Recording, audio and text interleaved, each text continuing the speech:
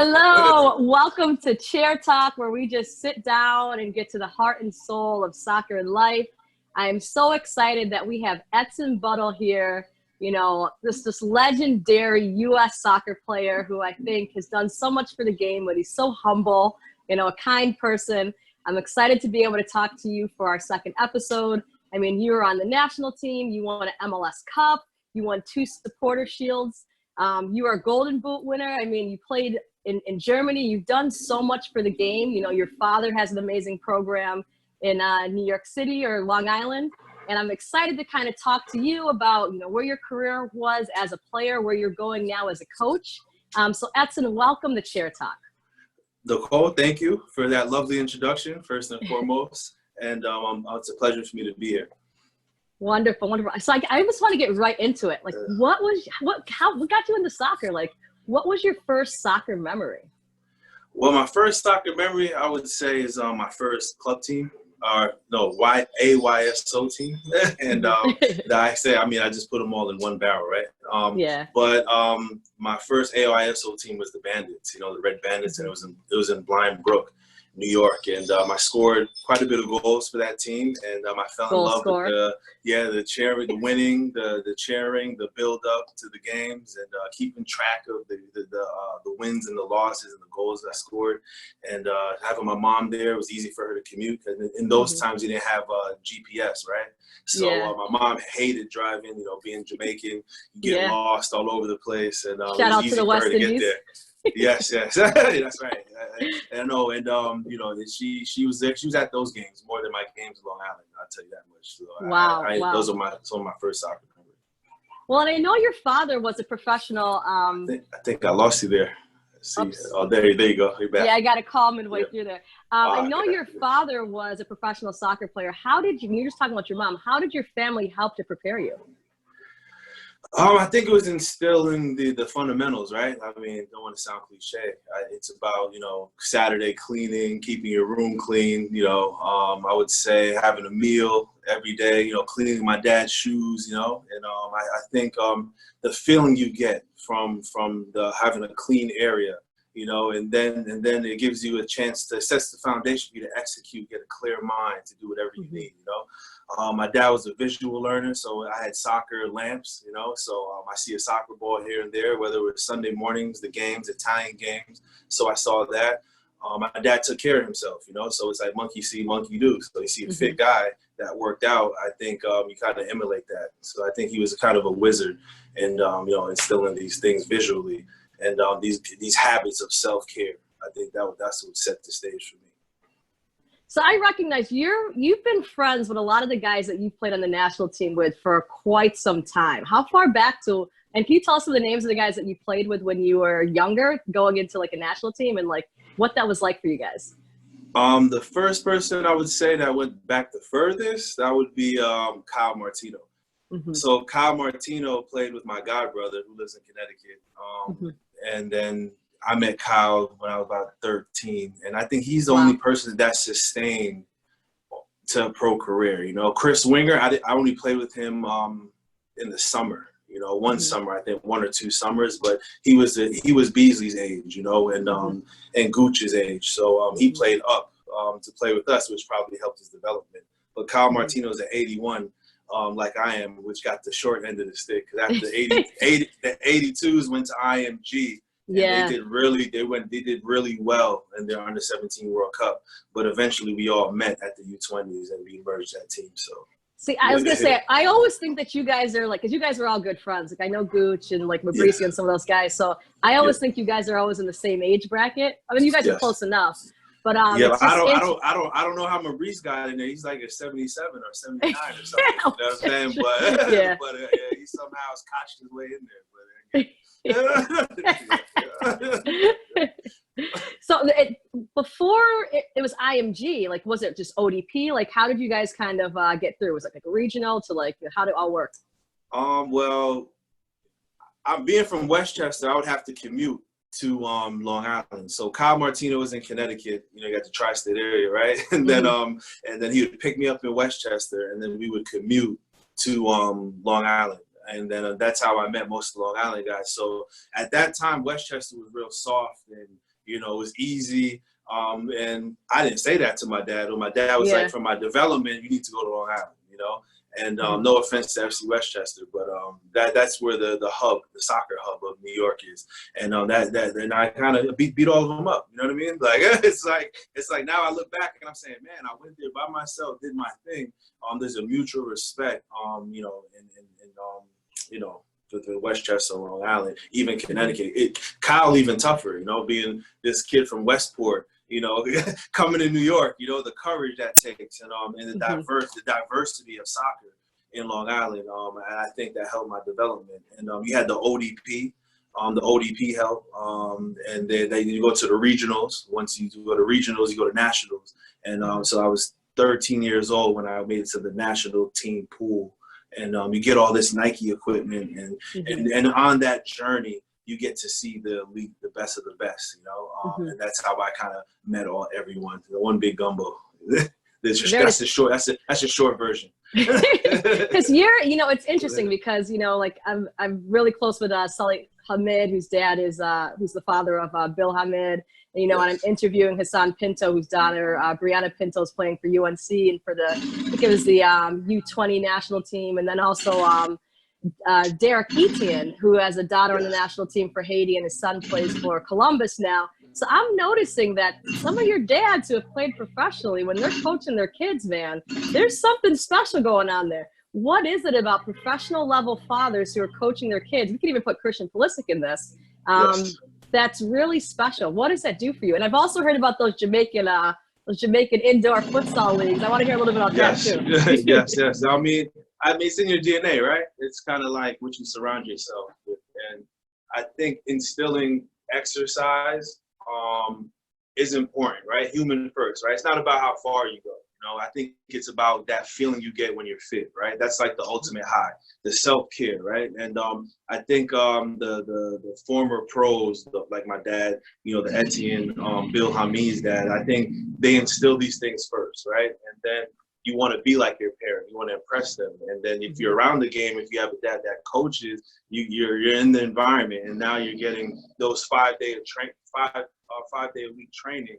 And that helps your development, so you understand that. And then it comes the understanding of the game, right? Most of the American parents, what I've realized since I've been back, really don't understand the game, right? It's like, you know, you play the game and then it stays there, but is it in the house, right? Yeah. So you get a double whammy in there. So I think that helps with development, and that's why you're seeing successful, you know, former pro players and their kids. And also the times are in, right? I mean, when my dad played, you know, you're an immigrant, right? You come to this country and then, you know, you got to get settled. Leagues were folding, you know, so now it's a little easier to play. I know my dad, you know, he wished he was in this time and he was playing because of all the opportunity. But that just shows the love of the sport, right? So now you have someone in a climate where soccer was folding, but they're to sustain the love to instill it in their kids, right? So then the kid have a deep passion for the game, and then they end up making it, or you know. So that's my short version of that story too. So what did the pathway to pro soccer look like for you? Oh man, I'm proud to say I came up the unconventional way. You know, when you're in the midst of it, it doesn't feel like it's blessed to be in that route. But looking in hindsight, I would say it was unconventional. Yeah, you know, I lived a double life, and I would say, like I said, I would go to Long Island, play these games. You know, I had these friends that had these nice houses. I would sleep there. I never had a motive. I never knew what they did. Probably some to this day, but I went to Long Island because Westchester didn't have the same type of program where it was strong enough, and I didn't do good in school, so my teachers didn't really encourage me or show me how to go to pass my class. Show me how to pass my classes, but make sure I got the extra help, you know. And then you have a parent with Caribbean parents. They don't really teach you how to ask for help. They kind of just tell you what to do, in a sense. So now you have that. So now you have a kid that doesn't know how to ask for the extra help, or doesn't really see the significance in going to college, because my parents didn't really go to big universities. My dad went to Keene State College, so I didn't even know about college, you know, like until my friends in Long Island were like, we went on recruiting visits. I'm like, what's that? You know? So I had all these letters, you know, from all these colleges and didn't know what to do. I just looked at them and said, okay, grandma has a drawer full of my letters with my name on it. So, so when I was in one of these national team pool trips, I'll speed this up a little bit. One of my teammates, Carlos Morales, he's from California. And at this time, you don't have cell phones, right? So you get like a mailing list with the numbers, you know, with the numbers, like the team contact list or whatever. Yeah. And I kept that packet. I'm like a hoarder, you know what I mean? So, he told me when we were in camp that he's going to college. And I said, tell your college coach about that because we had the same grade issue. And so he told the coach, got in touch with me. The coach got in touch with me. So we both went there in the summer before our freshman year. And we took our GEDs. And then we passed it. And then we went there for a semester and won a championship in junior college. And then I didn't want to go back. And I decided, I saw Beasley and Landon, their success, you know, that they went to Project 40. Beasley had an older brother that went Project 40. And I was like, man, I want to go Project 40. The league is kicking in, you know, and I want to make that under 20 team. So, so I think after my college season, I went in and I wasn't in shape, you know. You're in college, even though I won this season, the college championship. The first day I was great in the under 20 camp. It's like the build. It's like 2 years before the under 20. So they have the preliminary camps. And the coach says, you're not ready for this level. So I'm like, damn, you know, I got to get in shape. But I probably need to play like consistently throughout the year, like how Beasley and them are playing all the time. They're in IMG. And learn how to eat, you know. But I'll get to the eating part later. So I did that. I went to the A-League. I played for Long Island Rough Riders. And I played there for a full season. I won we got knocked out in the first round, but I was the leading scorer. Always, man. You're always the leading scorer. At 18. But I didn't even know there was like awards for these things. You know, I didn't. You're just doing what you do. I was just doing what I do. You know, I know there's like Ronaldo at that time, right? I'm like, I ain't Ronaldo, so I got got work to do, right? so and that keeps you humble, right? So I went to the whole year, the A-League. And then I got called back into camp with the U20s, and I was a lot fitter, of course. And went into camp. I did well. I made that team, and then I got drafted at the end of that year too. So the draft happened, and then I got drafted by Columbus Crew. So from high school, junior college, A-League, and then I got drafted by the Columbus Crew, and then I go into the U20 camp, and then I made that team, and then scored a goal in the U20s. Beasley passed me the ball, you know. So I always give him a shout out for that. I'm very grateful.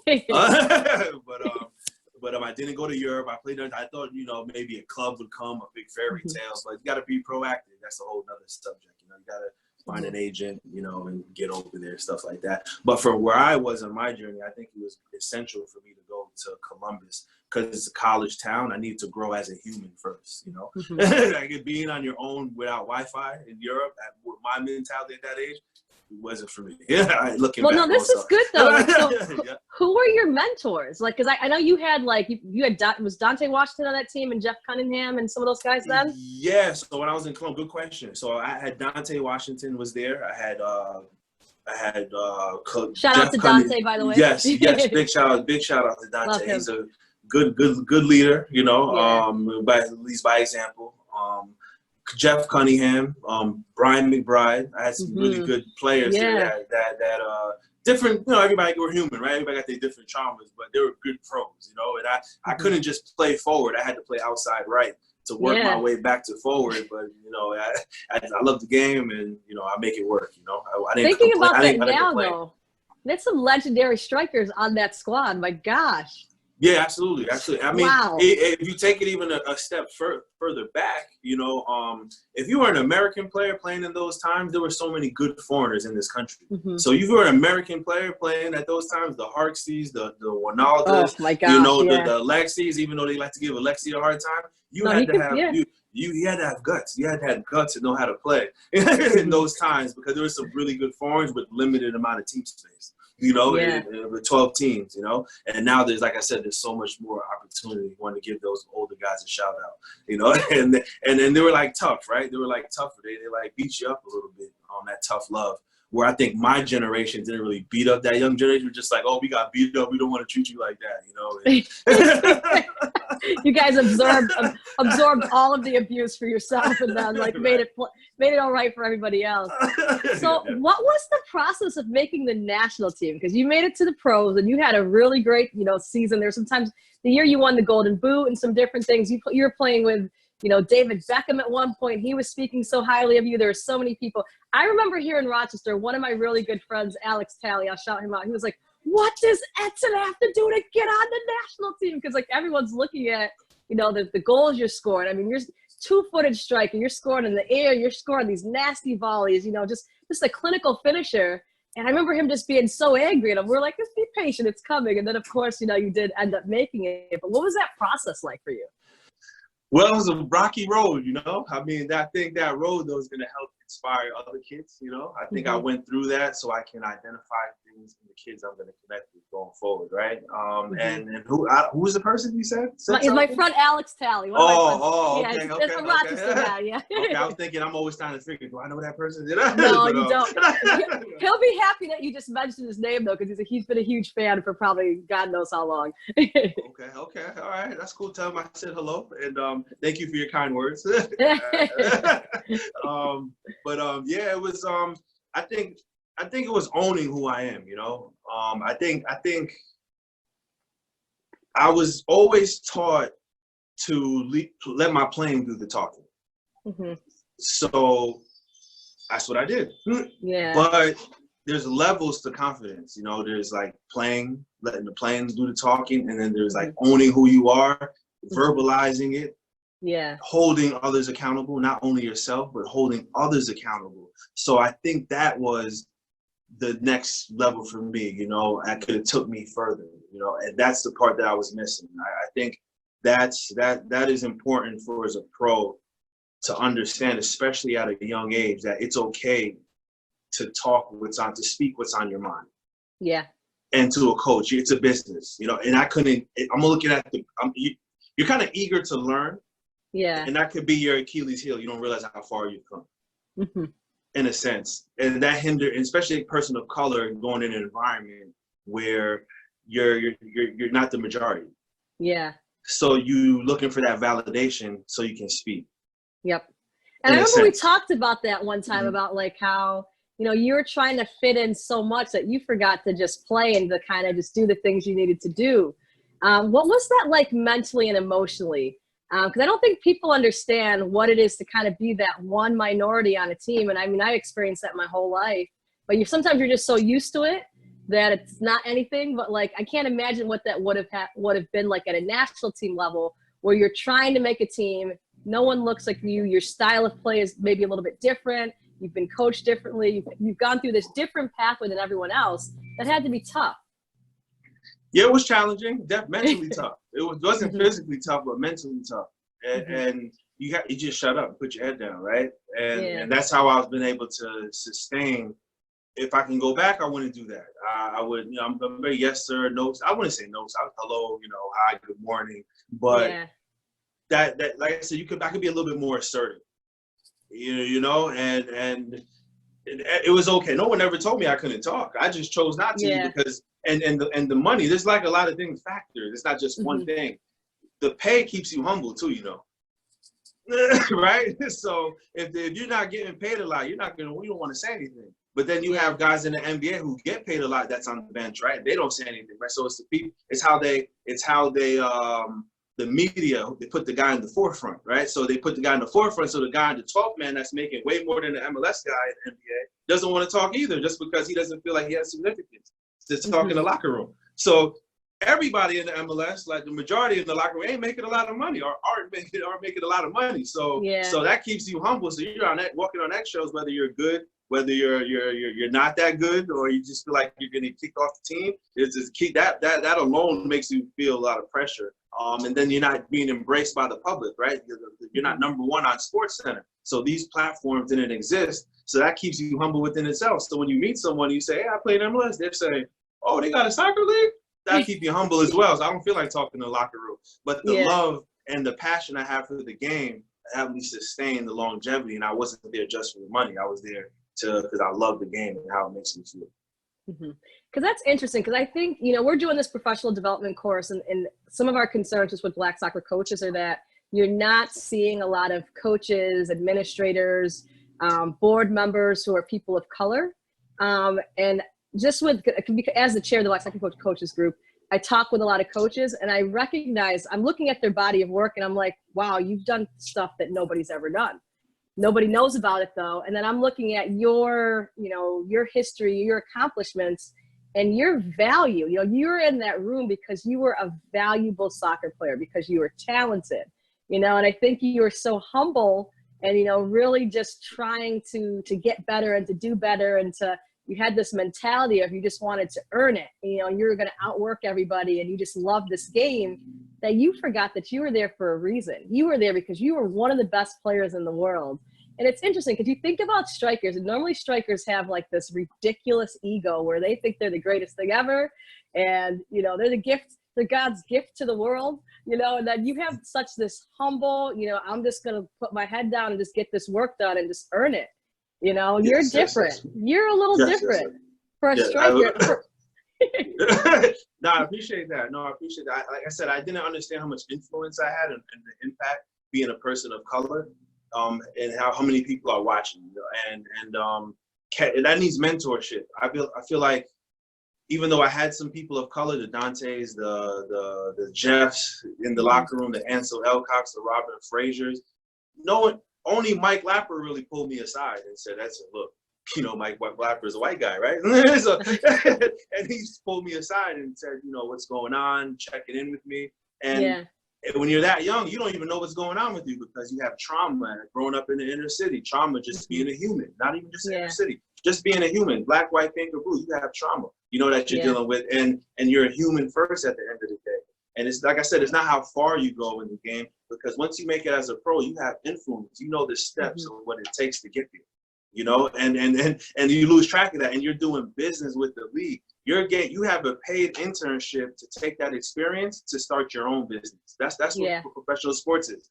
You know, you're not going to get the bag from the league and anything. That's not your league. You can't pass me and you down to your kids. You know what I'm saying? So you want to take that and then start your own business, you know, but it's not looked at as like that. So you kind of need them, you know, it's like you got to get there, but that's not what it is. It's about your mindset. And, you know, there's people of color.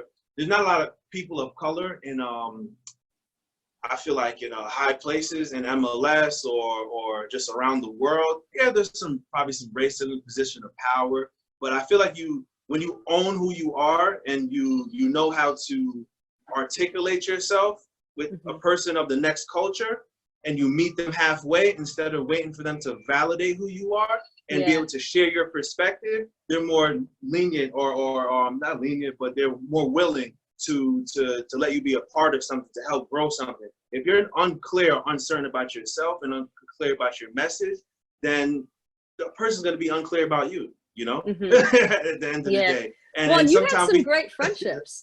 You had some, I mean, Beckham had your back. I remember when they had, I think it was before the Olympic or the World Cup, and he's like, "Oh, this guy should be on this team," you know. And some of your other, I mean, a lot of them were they weren't people of color who were speaking up. Some were, but a lot of them were, you know, just your teammates who just saw the work that you're doing in practice and the person that you were. So that's awesome, and I think it speaks exactly to what you were just saying. Yes, no, I agree. And you know, even though Beckham was saying stuff, it didn't resonate. I'm not gonna lie, it didn't. I was like, okay, he's gonna show me how to get the money now, like, you know what I'm saying? Like, well, it's funny you say that though, because not only was Beckham there, I knew going to LA that each goal I scored counted as 2. You know, because everybody's watching, right? So I was like, and then I told myself, and then I told myself that if I can't score with Beckham on the team with this type of service, then I might as well just quit soccer. Oh my God! You know? Can I just tell you, when Beckham made it to the MLS, and I'm looking at the service and how people could not finish it, and then you two started playing, and I was like, thank God, like someone could do something with this amazing service that he's just serving these balls, and you're scoring these headers, these volleys, all this stuff. thank you for that, by the way, because it was painful to watch sometimes, the it. distribution. And I'm like, Yes, oh, yes. it was Man U. I mean, he's just setting things up. And it wasn't until I think you got there where some of those, you know, the delivery was just phenomenal. The partnership between you guys and with Landon. You and Landon had a really good relationship. Yes, man. we had a good relationship on the field. Off the field, we kind of cordial. Like I said, not no sir, but hello, goodbye, what's up? Yeah. Crack a current event joke or something or whatever. It's like, you know, one of those things. But you know, and engaging with people, humans, like other humans. You know, I think I didn't know how to engage until now. I feel like I'm coming into my own now, where you know I know how to engage. Like I said, you're kind of tunnel vision. You somewhat have to be selfish to make it in anything. Not, you know, if you want to reach your goal, you have to be kind of narrow-minded. And I feel like I was so eager to get better and narrow-minded and tunnel vision that focused. I didn't learn how to engage with people like how we're doing now. So and it takes it, and you don't realize it takes a community to get there. The people that helped me along the way kind of just allowed me to play and focus so I can reach my goal. So I feel like I got to repay people.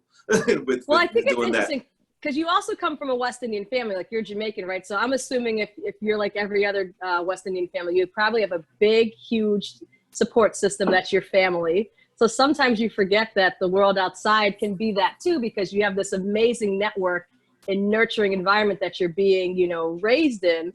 So sometimes you're like, well, I have my family and I have a lot of them, you know, and they're amazing people and they have my back. So I'm sure that played a little bit into it too.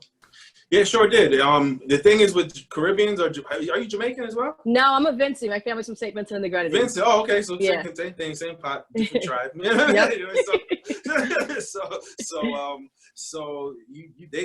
They don't really show you they love you. They show you they love. They don't tell you. You know what I'm saying? So I'm the opposite. I would hear it a little too much. I'm like, chill out. I can't. Oh, really? A little too much love. Maybe you're a female. You know, maybe that's why. But for male Jamaicans, they have high expectations. You know, Bob Marley. You know, Bolt. You know what I'm saying? The food is good. The island is beautiful. Like the bar is high. You know, so it's like it's very hard to impress. You know, a Jamaican family. You know, like, and so the standard is very high. You can never reach the standard that's set, ever. No. So when they're happy, you're like, you happy for me? But they'll talk good about you when you're not around. So you don't see that part. My Caribbean back, they weren't there physically, like all my games. Like I wish they were there to take pictures and have those moments. But I was on the road a lot by myself. But ultimately, it made me stronger because I got to get out there and socialize the best I could. But I realized the things that they set for me before I left helped me sustain this career, this journey. You scored over 100 goals in the MLS. How did you do that, man? I always say it's because when we talk about Usain Bolt and some of the Jamaicans and how the West Indies, my family's a track family, so I'm like, we're faster than everybody. So I'm like, and I always say it's the yam and the edo, right? That's right. That's right. But, how did you do that? How did you score over 100 goals? Well, the foundation was set. You know, I think it's the fundamental, the methods my dad teaches. I think his love and passion for the game, his ability to play. I think he just handed that down, and then he put me in that environment as a kid. He coached camps during the summer, so I was able to get 8 weeks of just camp, right, for the summer. He's coaching the whole summer, and I'm there from 8 in the morning to 3 p.m. Right, so I'm around the game, and it's my dad told me once. He said, I didn't want you playing with just Caribbean players, you know. I wanted. He played in Europe, played in Greece, played in Cyprus, so he felt that game, and it's different from the Caribbean game. So he knew that he had to diversify my game. I played with Mexican players in New Rochelle. I played for a Mexican team, and I played with Long Island, diverse group, right, melting pot, right. It's just everybody. You got the Albanians, you know, those guys are tough. So and then when I traveled with him, I would play with those kids on the sideline. So that's how you develop, you know, by seeing different soccer. Just like in any sport, you know, you play tennis, you want to play with the best, you know. So it's like you want to rally, make sure you're rallying with someone that can make you better. So that was kind of like your first experience into coaching. So are you looking forward into transitions to coaching? I know it was cut short a little bit for you with this COVID-19, but talk to us about, and I see you repping your new club here that you're coaching for. Tell us a little bit about the Westchester team that you're coaching for, and what it's been like transitioning into coaching now. Well, I didn't get to coach a season yet. Yeah. But I would like to, like I said, I have the Mamba mentality, golden touch, you know, Black-owned business, you know. It's here in Westchester, and I would like to, you know, help develop, sharpen kids' tools, you know, create these group training sessions where, you know, I'm giving them my all. Whether it's not just with cones and just doing a couple of drills, but adding psychologists, you know, and, you know, adding whether it's nutrition, you know, whether it's sharing my experience as a player, something I can identify. It could be positional. You know, I'm a striker, so one of the hardest things to do is score goals. If I was playing the defense, just blow it up. Not for you. But it's not hard for you to score goals. Clearly, at the college level, MLS level, you did it well. So it's not hard for you. So those players are lucky to learn from you. I like I said, when you're in the midst of it, it's not, doesn't feel that way. Like I said, you're not. If I wish I understood what I've done while I was playing, I might have been a little arrogant. I'm not gonna lie. You know, I might have been a little bit more. I probably would have embraced it. Now I'm like, oh, it's okay to be me. You know. So like I said, I'm just coming into my own.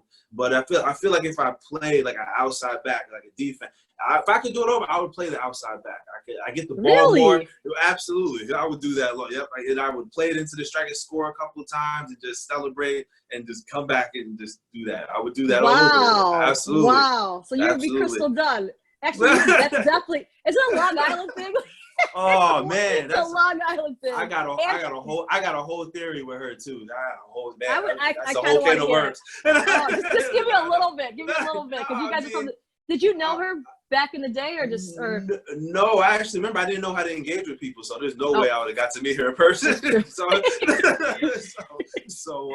she's no, for her to play with left back, right? It's a left back. Yeah, right now, she's played every position, with exception for goal. Right. From when she was playing for the youth national team, she has literally played in every position, and I think in my opinion, she was the best in every single position she played. Like, it's just arguably, we'll say arguably the best. Arguably, yes. Or allegedly the best. but no, she's for her to like play forward and then can get it done, and then having to go left back, you know, it shows her professionalism first and foremost, and for her to still get in the attack, and it speaks volumes, you know, and she could have really got down on herself and felt look for that validation, right? Yeah. But whoever instilled that foundation, they just should be commended. First, they should be commended because she handled herself well, and having to run the flank to get in the box how it should be played. That's what I would do if I did it. And she's still, and the thing is, Beasley, like play like another one. Bees, you know what I'm saying? Like Bees, how Bees gets up and down the flank from there, and he was outside midfielder, but he's still able to get in the attack. That's how you play it, you know. And I think he did it right. I mean, Dave Mazur told me I should have played center back or like he played stopper back in the day, right? So you had the sweeper. I played stopper, but I was like, it's boring back here. But he was right. I could have played longer. You know, it could have been me and Gooch back there or something. You know, just go. So, what are your thoughts right now on the current soccer? Or actually, how about for player development? Because I think it's going to be great for your players, especially because through Golden Touch, I mean, your dad has players who are now coaching in the women's National Soccer League. I know one of the girls is now an assistant coach with the Sky Blue. Rebecca Morris. You guys have just so many people that you've kind of pushed to the next level. So I'm interested to hear about your thoughts on player development. I know you talked about it a little bit, but just with your background and everything that you just spoke about, I think you can help kids have a proper plan. You know, because I think for you, when you were kind of going through everything, you were figuring it out, and you were fortunate that you were talented, so you were able to make yourself succeed at every place that you went through. But I think now, in hindsight, you can help these kids plan this stuff out, you know, probably better than anyone else, because you had to struggle through that. And I think that's always the best way to impact kids' lives, because there's a bit of pain, I bet, in the experience that you had. So I think there would almost be some healing in trying to get these kids through in a way that's easier than it was for you. Yes, yes, I can kind of sum it up. So when I was younger, I had a chipped tooth. So these teeth here, I got them knocked out before. I had, lost tooth along the way. And when I was in high school, middle school, I lost my tooth. So let me get my foot out of here. So it made me very insecure. You had to laugh like this, and I didn't think girls would like me unless I had my license or I had my car. So that really hindered my engagement with people. That's where it comes from, my insecurities. So in New York, they teach you a false sense of confidence, right? It's how you dress, right? How you your swag, your New swag, York swag. Right? I don't think they swag. were saying swag back there, but that's what they meant. You know what I mean? but so it's like, you got how you walk. So I saw when I work with a mentorship program called Steer in New York, and they had like a holiday event. And I saw some of my old teachers, and they described me as like a cheeky, like I had a cheeky smile and like a cocky kid. And I was actually the opposite. I was like, my clothes probably gave off an energy like I was cocky, but I was insecure because of my tooth, So, so, and then back in the day, you couldn't hide behind Facebook and holler at a girl, right? You had to practice your lines and then go up to her. And I wouldn't want to do that with my tooth, right? So, so again, here goes a young man that's looking for things outside of himself to make himself happy instead of embracing who he is, because now I know fitness gives you a sense of self-worth. That feeling of practicing, sweating, engaging with your teammates, that endorphins gets going. That's what life's about. It's about taking care of self. Taking care of yourself. Yeah. Right. So that's what soccer did. So forget about the ball for a moment. So at the training element of it, that and gym is important. And knowing how to train the right way, right? So you have to know, soccer taught me how to train to get fit. So when I went to the basketball team in high school, right, but a dual sport, right, I played JV basketball, I knew the soccer field was bigger. So I don't know the rules of the game yet, but I'm going to dominate on the fitness side because I have friends that are white and the soccer team that outrun me. They leave me, you know what I mean, when I go down there, right? But in the basketball arena, I was the fittest. I could do suicides all day on that court. Yeah. That's so true. Suicides were easy. Like, I remember people being tired, and I'm like, this is nothing. Like, do 120s. Like, this is easy. So that is so. I never thought about that, but that is so true. Basketball fitness was easy. It's easy, right? So now you have a bunch of kids, right? Remove me from the equation. You have a bunch of kids that aren't training like this, right? That don't have the love for soccer. Yeah. And going back to development of kids, it's about teaching these fundamental habits of self-worth. So we're conditioned to say, oh, if we make it to Man U, then we're somebody. I always use Man U for some reason. You're somebody. You're somebody. Bob Marley, Arsenal. Like really right. And you're Arsenal. You have to be an Arsenal fan, right? Yeah. Me too. So I don't know why I'm saying Man U. I have it written down too with the questions. So I had to top one. Okay. So it's about the self-worth piece, and fitness gave me a self of inner confidence, a subtle inner confidence that people probably didn't understand. Where it's coming from. So here goes the teacher said I'm a cocky kid, but fitness made me sit up straight. It made me shape my body. It projected a light. And then I have compassion from my parents, right? So I care about others because I work hard to be in shape. So I know what it feels like to feel good, and I'm automatically nicer to people. But when you're conditioned to like things for happiness, buy this, it'll make you happy. We'll go here, it'll make you happy. You keep chasing and you forget about yourself. And that's what's going to make you a really good coach, is that you're going to look for things in people that other coaches don't. Like, because when it's about the X's and O's and it's not about the player or the team, you're going to look for those little things that are going to be able to just set a spark in kids, because you're looking at the mental, emotional aspect of it and just who they are as a person. Remember, we had a women's mastermind group, and one of the girls who was in our group was a former All-American, and she was saying, she loved her team, but they saw her as, the person who won them games and not as a human being. And so as you were saying that, I was thinking that, like, wow, how many kids are out there that feel like that they're literally just this talented person, and that's how they're seen in the world. They're not seen for who they actually are as a human being, for their insecurities, for their shortcomings. and even for some of their gifts that people may not pay attention to. So I think those are reasons why I think you're going to do a great job as a coach. Let's kind of skip down here a little bit to some of these other things. Knock on wood. Knock on wood. Yeah, no, when you get there. But here, also, I want to shout out Stu, because I know he's your assistant coach. He's an Albany grad. I went to Albany, Stu, so. yes. Goalie, the academy goalie. He's not an assistant coach yet. Oh, that's right, for your academy. He wants to play still. So he's not an assistant coach full time, but he's the goalie director, like for all the goalies. Okay, so I got him in a little bit so he can hopefully just come all the way. But you know. Yeah. Oh, okay. Did you get to play for? Did you get to play for Buna with Buna for the Columbus Crew? Was he there when you were there? No, I played against him. But he's on my Instagram. I have a picture with him on my Instagram. Oh, that's my I went to Albany when he was there. Like Stu was a little bit. He was probably 2 years younger than me or so, but. Una was a couple years older, but that's my boy right there. But anyhow, let's not jump straight into some of these other questions. Who are your favorite soccer teams for club and country? Club and country? I got it written down. Hold on. Well, the country one's probably easy. The country, I know my name Edson, right?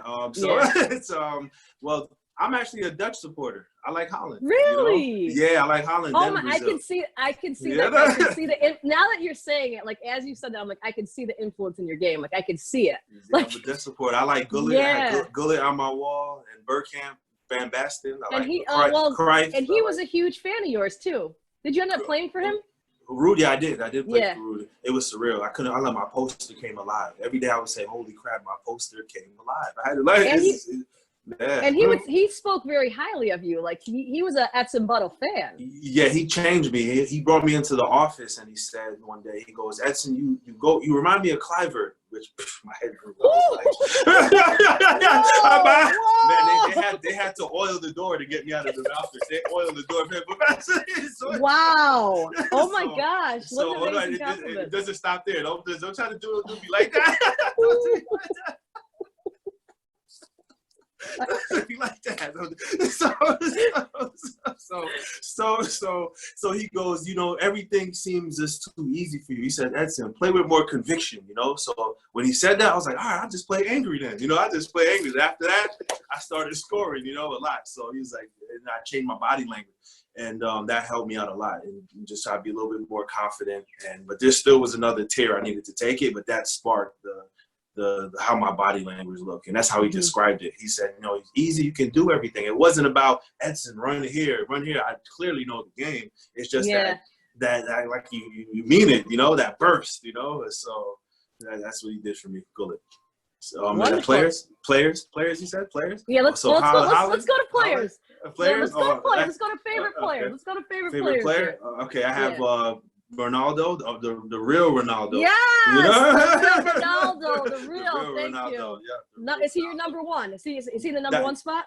That is the number one spot for me. Okay, for me too. Okay, good. This is one of those like LeBron, Kobe, Jordan thing, right? My dad loves Not Pelé. For me though. Oh, okay. You know what I mean? Yeah, I know what you mean. Our generation like MJ, and then Kobe, and then like LeBron. So my generation was Ronaldo, and then Pelé, and then I have Gullit. Oh wow! Yeah. See, my top three is Ronaldo, and I have Zidane and Thierry Henry like right underneath there. Like, those are my guys. I modeled my game off of those three, like to the T. What position did you play? I was a striker in a wing. Oh, okay, so you know. I probably could have played the 10, but I just never did. Oh, I bet you could. I can go into a whole long conversation about that too, but go ahead and check me out. So quick question. So who inspires you and what keeps you motivated? Because you talked about like the fact that you're able to keep motivated for so long. What keeps you like in the game, fired up to coach this next generation of kids? What inspires me, it's that now I've identified with myself that I have all this experience, not only just soccer, but as a human. Mm-hmm. To identify some of my insecurities are going to help other kids with their insecurities. I know how to kind of diffuse it, right? Before I didn't know at all. I just kind of, it's the ball, dribble. I didn't think human first. It's human first, then the ball. Yeah. And I think I helped my dad recognize that. And then for me, it's about with the experience of my dad and then my own experience and to give all that to the kids, I would say, and create the best environment. So what would you say are your greatest gifts and how do you use them? My greatest gifts, I always been my compassion. You know, I have this energy where I vibes, right? We talk about vibes in the Caribbean, right? Saint Vincent, right? Yep. So Vibes. Ezra, is it Ezra? Yes, Right? Ezra. Yeah, Yes, easy, yes, good people. Vinci Massive. Vinci Massive. I haven't been there yet, but I hear good things. Oh my gosh. Bucket list. And the Grenadine Islands. So like when you go, like you have to go island to island. Like get on a boat, go from island to island. In my humble opinion, I'll take Jamaica out of the equation. It's the greatest island ever. Oh, I can't blame you for that. Own it. Don't let us Jamaicans bully you. I was telling my mom, Jamaicans are bullies. And I'm sure every islander says the same thing about their country, but I love my land. As you should. So what was the question? I forgot. Your question was what's your greatest gift and how do you, and you said your compassion, your greatest gift. Compassion. Yes, my compassion. Yeah, my mom gets from my mom. I get these vibes, you know, and sometimes I gotta block it out and focus, don't forget about myself, and like I said, hold people accountable is help with my compassion, because sometimes I'll lower myself to make someone else feel better. So my compassion is probably my God, you sound like aware. Me, because it can suck your energy, right? Because you're so fixated in how you can help other people and you feel other people's energy. So it's like you immediately, it's like I see what's going on here and you want to fix it because you can. And it's almost like no one else sees it. So I know half the time I'm like looking around like, does anyone else not recognize what's going on here? Yes, you know, and then you almost always feel like you have to be that person to kind of fill in that gap. I always call it filling in the gaps, because whether it's with people or communities or, you know, whatever it may be, when you're seeing these, for some people it's insecurities, or, you know, it's a lack of resource and access when we talk about communities, but there's always this need to do that work that you often forget about yourself. So that compassion, as you're saying that, you have to protect your energy like crazy. I drive myself in the dirt worried about the people. Exhausting. So here's another. Let me just get this one for you. If you were not a player or coach, what would you be doing? Army. I'd be in the Army. Wow. Yeah, that's I like the Rambo. When I saw Rambo back in the day, and he had that whole little thing. He put I was in. I was locked in. Or maybe basketball. I like basketball. I play a lot of basketball in the street, and I did well my JV year. Like by the mid-season, I was firing. It's easy. It's to run to the box, catch the ball, throw. I don't want to disregard the basketball players, but you knew where you're gonna get the ball. So I just went to the court. I always catch the ball on the wing, so I just practice from the wing. And every time I got the ball on the wing by mid-season, I was just easy. Tactics. So. What do you think, when all is said and done, what is your greatest contribution to the world? And soccer not going to be? What is Edson Buddle going to do here? Oh man, but I want to change the mindset of the youth. I think they're, especially in the inner city, they value, you know, me and my friend from Houston joke around. We say, people don't believe you, or black people don't believe you unless you drive up with the stars in the ceiling, right? The Rolls Royce. You got to have a Rolls Royce for them to believe what you gotta say, what you're saying, right? You gotta floss a little bit for them to get your message. But I feel like I want to change the mindset, you know, of people of color, so they have a sense of self-worth, and that's black, white, pink, or blue. You know, I think it's not just us that struggle with that. I think we all have our traumas, but a sense of self-worth, of love, you know, self-love, and that will set the stage for you to embrace whatever your journey along the way. Others, yourself, and others on your journey. How do you find balance? How do I find balance? I find balance doing yoga. I'm a yogi. I knew you were gonna say that. Yes. I find balance, and that's a daily practice. So, you know, the water, food. You know, I compartmentalize. This is a new word for me. You know, it was a long, like I said, a long bumpy road to get to this point. So I don't want to come off like I have it straight. It's always been this way. But these are some of the practices that I try to do daily. Wonderful. And then I just have two more questions, and I'll let you have your evening. What's your favorite food and drink? My favorite food and drink, which I wrote down, is my favorite drink is Ital juice. You know, some Ital juice, some like the blended juice with like this morning I had the roughage, because when I juice, you get the roughage, right? So I had I take the roughage now, instead of throwing it out, I put it in a container. And then I put like berries and stuff in there. Then I put like a little protein. I put protein powder and maca powder, and then with a banana, you know, whatever fruit I got over there. And then I just blend it up. that's my favorite juice. And my favorite food is curry shrimp with rice. Curry shrimp, okay. Yeah, with little plantain on the side. There we go. And then last question. What is the first thing you are going to do once this pandemic is over? I'm going to play soccer. I'm going to play a small-sided game. You're going to score some goals. Yeah, score some goals, right. I'm going to execute my goals or score some goals. One or the other. But, the ITAL, for the people who don't understand, ITAL juice watching this, that's called plant-based juice. Plant-based diet juice. They just stole the ITAL man's, the guys menu with the or whatever. Like that. Yeah. Plant-based juice. So Edson, it was so much fun to have you on episode 2 of Chair Talk. I wish you well in everything that you do. I definitely got to get you involved with some of the stuff we're doing nationwide. And I already talked to you about some stuff we'll do in New York next year. But thanks for all you've done for the game. You've been a huge part of shaping the landscape of U.S. soccer. Thank you for what you're going to do for this next generation in coaching. Thank your dad too for what he's doing with Golden Touch. So I wish you well and just all the best in everything that you do. Nicole, thank you for your kind words again, and thank you for having me. And also, I encourage you to use your resources, your network of people to continue to inspire kids and bring awareness to people of color. And I think you're doing a great thing, and I hope you continue to do so. And if you ever need anything, I'm here. And hopefully I see you in Westchester. I hope people come to see me now. So please come to the Westchester Flames, You're I'll invite you. And I'll invite you. I'll engage to set something up instead of you always having to come out with it, right? So that's true. That's a leader of you. That's a leader. I show up. So this is the thing is anytime any of my coaches invite me to things, if there's things that aren't on my schedule, I'm there. So I will definitely come check out some games. I have family in the Jersey area, so you will see me once your game. Man, make sure you save this part of the clip and send it to me. I travel for that. Seriously, I'll hold you to that. I will. I keep my word. So Edson, thanks so much, man. I appreciate you. Yes, have a good day, Nicole. You too. Take care. All right.